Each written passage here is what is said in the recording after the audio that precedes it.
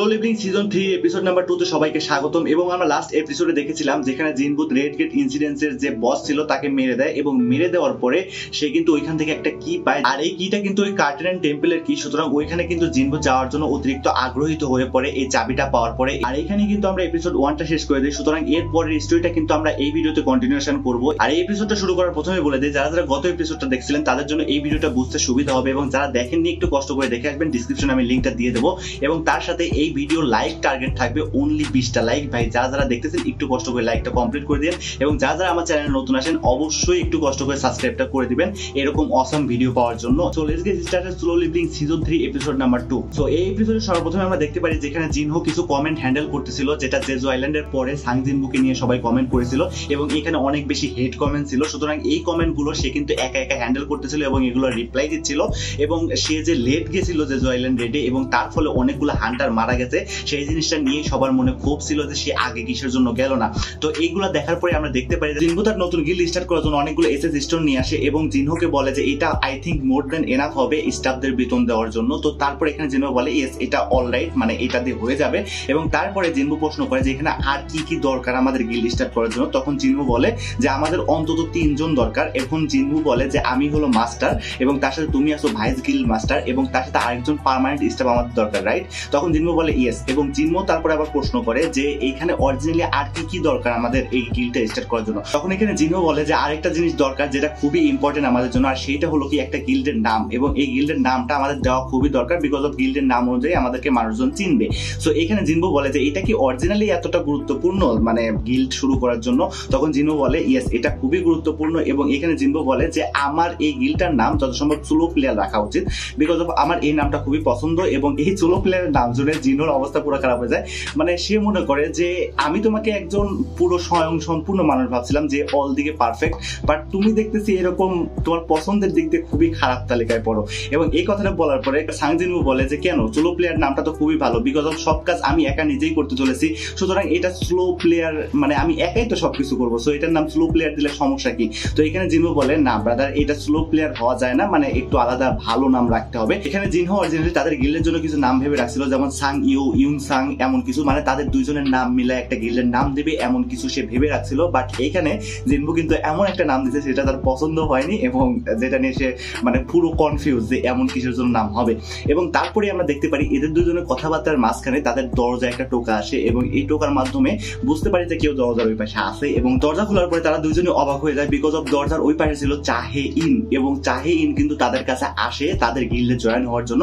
এই জিনিসটা তাদেরকে জানায়, এবং তারা দুইজনই কনফিউজ থাকে যে একটা নতুন গিল্ড, যে গিল্ড এখনো শুরু করিনি, সেই গিল্ডে জয়েন হওয়ার জন্য একজন এস র্যাঙ্কের হান্টার চলে আসছে। আর তারপরে এখানে সাং জিনবু কনফিউজ হয়ে বলে যে তুমি কি সত্যি এই জন্য আসছো আমাদের এখানে? বাট সে বিশ্বাস করতে চাচ্ছিল না অ্যাকচুয়ালি যে সে এই জন্য আসছে এখানে। এবং তারপরে সে আবারও প্রশ্ন করে যে তুমি এখানে কিসের জন্য আসছো? তখন সে আবারও অ্যান্সার করে যে আমি অরিজিনালি তোমাদের গিল্ডে জয়েন করতে চাই, আমি হান্টার গিল্ডটা ছেড়ে দিছি, এমন কিছু সে বলে। এবং এখানে তারপরেও বিশ্বাস না করে সে আবারও একই প্রশ্ন জিজ্ঞেস করে যে এখানে চয়জং কি তোমাকে হান্টার গিল্ড থেকে বের করে দিয়েছে, বা চয়জং এর কি হান্টার গিল্ড থেকে তোমাকে সরিয়ে দিয়েছে কোনো বাই এনি চান্স? তো সে অ্যান্সার করে যে না, ওইখান থেকে আমাকে সরাইও দেয় নাই বা বের করেও দেয় নাই, আমি এখানে তোমাদের গিল্ডে জয়েন করার জন্য আসছি। তারপরে সাং জিনবু এখানে চাহিনকে প্রশ্ন করে যে তুমি কিসের জন্য আমাদের স্লো প্লেয়ার গিল্ডে জয়েন হতে চাচ্ছ? আর এই নামটা শোনার পরে তার রিয়াকশনও কিছুটা জিনহোর মতো ছিল, এবং সে বলে যে স্লো প্লেয়ার গিল্ড এটা আবার কেমন নাম? তারপরে এখানে সাং জিনবু বলে তোমার কি আমাদের গিল্ডের নাম নিয়ে কোনো সমস্যা আছে? বিকজ অফ আমার এবং আমার ভাইস গিল্ড মাস্টারের এই নামটা নিয়ে কোনো প্রবলেম নেই, সুতরাং তোমার কোনো প্রবলেম হওয়া উচিত না। কিন্তু এখানে পিছন থেকে জিনহো অর্থাৎ তার ভাইস গিল্ড মাস্টার বলে যে আমি এই নামের সাথে কোনোভাবে একমত না, আমি এই নাম রাখতে চাই না। জিনহোর কথায় মনোযোগ না দিয়ে সাং জিনবু সরাসরি চাহিনকে বলে যে তোমার হান্টার গিল্ডের সাথে একটা কন্ট্রাক্ট আছে, এবং তুমি যদি ওই কন্ট্রাক্টটা ভেঙে আসো তাহলে তোমাকে অবশ্যই হান্টার গিল্ডকে একটা পেনাল্টি দিতে হবে। তখন সে উত্তর দেয় যে আমি পেনাল্টি দেওয়ার জন্য রেডি। তো সে ভাবতে থাকে যে সে পেনাল্টি দেওয়ার জন্য রেডি, তাহলে তুমি অরিজিনালি আমাদের জন্য জয়েন করতে চাচ্ছ কেন? এবং আমি তোমাকে একটা জিনিস বলে দেই যে আমাদের গিল্ড থেকে কোনো ধরনের এক্সট্রা পেমেন্ট করা হয় না, এবং আগেও পেমেন্ট করা হয় না, যেটাকে বলে যে প্রি পেমেন্ট বা এমন সামথিং বলতে পারেন। তো এখানে সে বলে যে আমার প্রি পেমেন্টও দরকার নেই। এবং তারপরে সে বলে আমরা কিন্তু স্যালারি দিতেও ওরকম বেশি স্যালারি দিতে পারবো না এক কথায়। তো সে বলে যে আমার অতিরিক্ত স্যালারিও দরকার নেই। যে অরিজিনালি তাহলে কিসের জন্য তুমি আমাদের গিল্ডে জয়েন করতে চাচ্ছ? এখন এই দিকে আমাদেরকে দেখানো হয় যে চাহিন অন্যদিকে একদম লাল টমেটোর মতো হয়ে যাচ্ছিল। এখন এই টমেটোর মতো হওয়ার কারণ হলো সে একটা জিনিস ভাবতে থাকে যে সে আমাকে বাঁচিয়েছে, এবং সে মনে করতে থাকে একটা জিনিস যে যখন তার সাথে প্রথম দেখা হয়েছিল আমরা কিন্তু দেখেছিলাম যে ওই যে এ র্যাঙ্কের গিল্ডের ভিতর যেখানে কারগালানের সাথে ফাইট হয় ওই টাইমে কিন্তু চাহে ইন তার যে স্মেল পাইছিল তার থেকে সেই স্মেলটা কিন্তু সে মনে করতে থাকে এবং বলে যে ওর ভিতরে একটা আলাদা ধরনের স্মেল পেয়েছিলাম আমি, এবং সে কিন্তু সারা সাং জিনবুকে নিয়ে ভাবতে থাকে এবং তার সাথে সে এই জিনিসটা ভাবতে ভাবতে আরেকটা জিনিস ভাবে যে যখন জেজু আইল্যান্ডে সে মরার পরিস্থিতি ছিল তখন কিন্তু সাং জিনবুই তাকে হেল্প করেছিল এবং তাকে বাঁচিয়েছিল।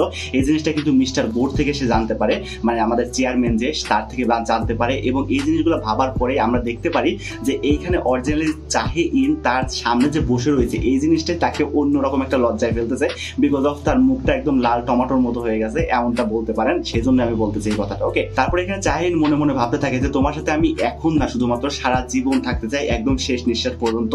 মানে বুঝতেই পারতেছেন এখানে তার ফিলিংসটা আসলে কেমন ধরনের ভাই, আমি মানে এক্সপ্লেন অতটা ভালোভাবে করতে পারতেছি না, তবে আপনারা একটু বুঝে নেন কারণ আমার ওই ধরনের ফিলিংস নাই ভাই, টোটালি নাই। ওকে, তারপরে সাং জিনবু এখানে চাহিনকে প্রশ্ন করে যে তুমি অরিজিনালি কিসের জন্য আমাদের গিল্ডে জয়েন হতে চাচ্ছ, তখন এখানে চাহিন অ্যান্সার করে যে আমি একটা কমফোর্টেবল লাইফ লিড করতে চাচ্ছি। তো এইটা কি কোনো ধরনের ভুল কোনো কথা? তখন এখানে সাং জিনবু বলে যে না, এটা একদম সঠিক কথা।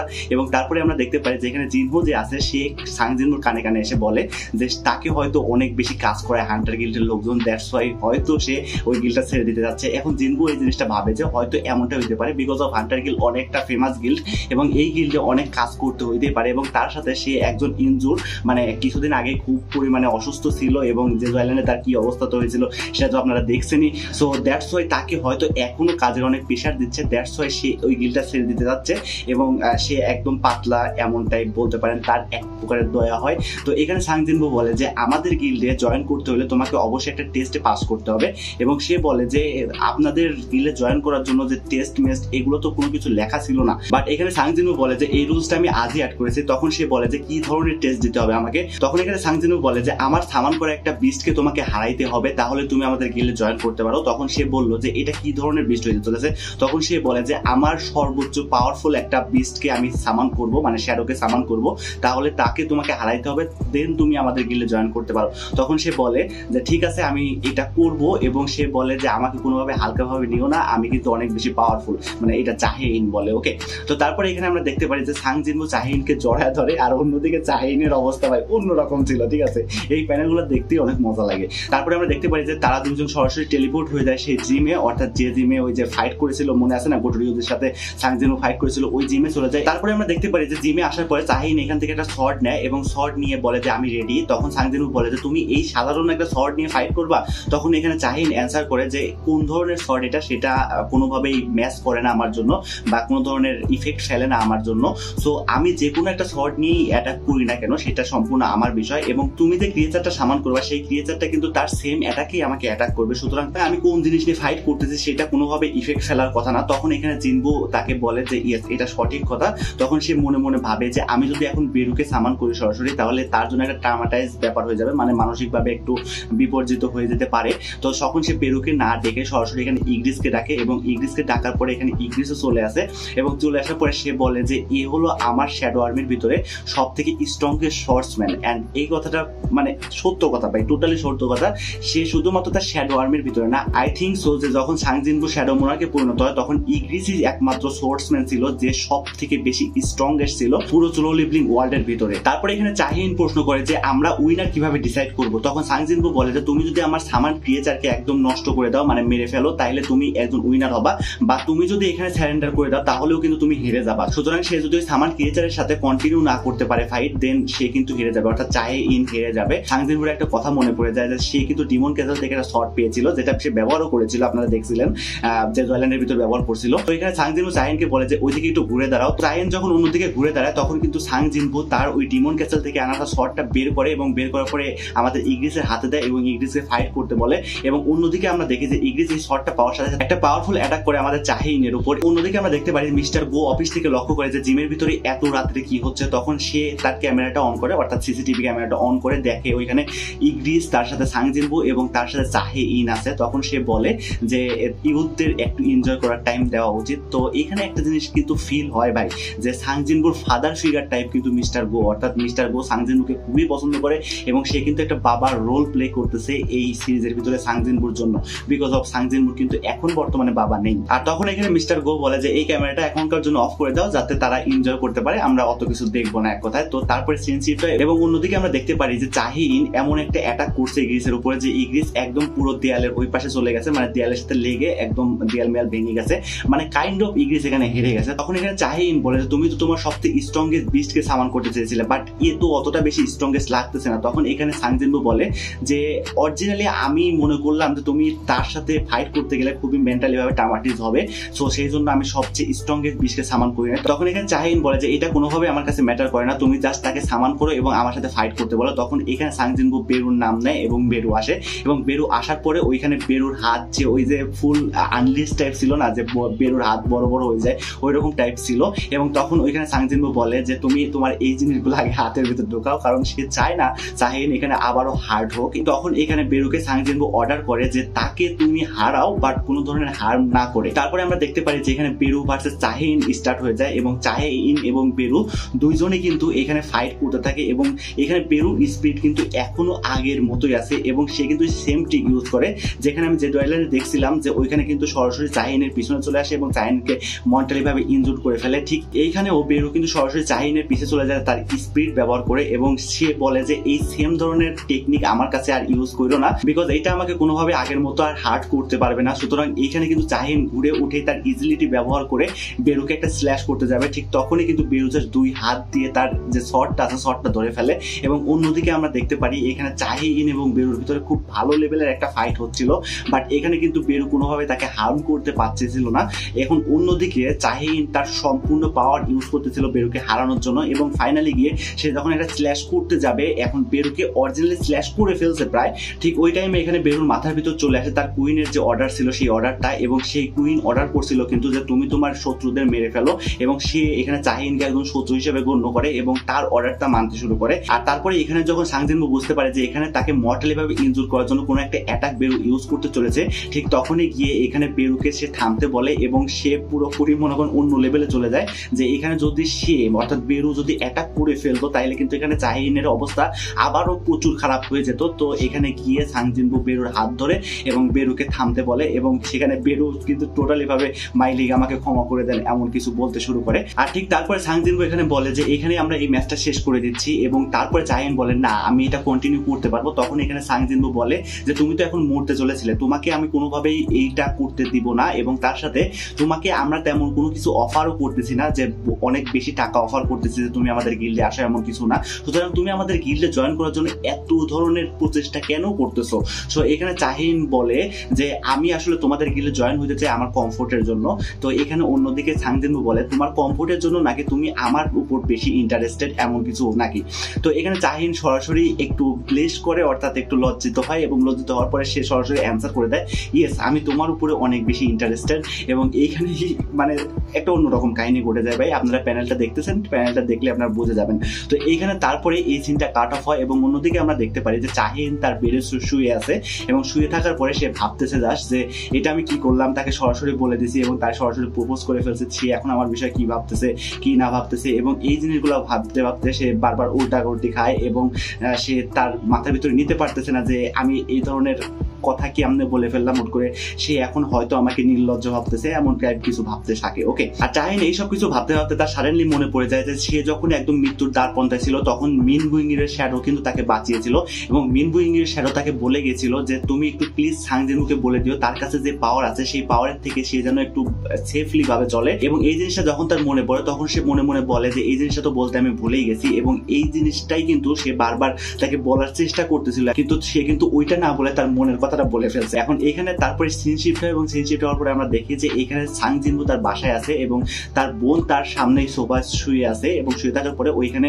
সাং জিনবু তাকে বলে যে আমি আমার গিল্ডের নাম রাখতেছি সুলো প্লেয়ার। এবং এটা শোনার পরে তার বোনের রিয়াকশনটা খুবই হাসতে শুরু করে যে এটা আবার কেমন নাম, মানে এই নামটা কিন্তু কোনোভাবে জাস্টিস পাচ্ছে না তার গিল্ডের জন্য। তারপরে কিন্তু এখানে জিনহা তার গিল্ডের জন্য একটা নাম বলে যেটা হলো আজিন গিল্ড, এবং এই আজিন মানে হলো গো ফরওয়ার্ড, মানে আই গো ফরওয়ার্ড। আ মানে হলো আই এবং জিন মানে হলো গো ফরওয়ার্ড, এমন এমন কিছু বোঝায়। ওকে, এবং তার সাথে এই নামটা কিন্তু মানে তার বোনের নামের উল্টা, মানে জিনহা এবং আজিন মানে সম্পূর্ণ উল্টা নাম তার বোনের। এই নামটা শোনার পর সাং জিনও সরাসরি ডিসাইড করে ফেলে যে তার গিল্ডের নাম এইটাই সে রাখতে চলেছে, এবং সে এখানে ভাবতে শুরু করে যে আমি তো অরিজিনালি একা একা ফাইট করি না, এখানে আমাদের শ্যাডো আর্মি আছে, সুতরাং শ্যাডো আর্মিগুলো আমাকে হেল্প করে, সুতরাং সোলো প্লেয়ার এই নামটা কোনোভাবে আমাদের গিল্ডকে মানে জাস্টিস দিবে না, সুতরাং সে কিন্তু আজিন নামটাই রাখার চেষ্টা করে।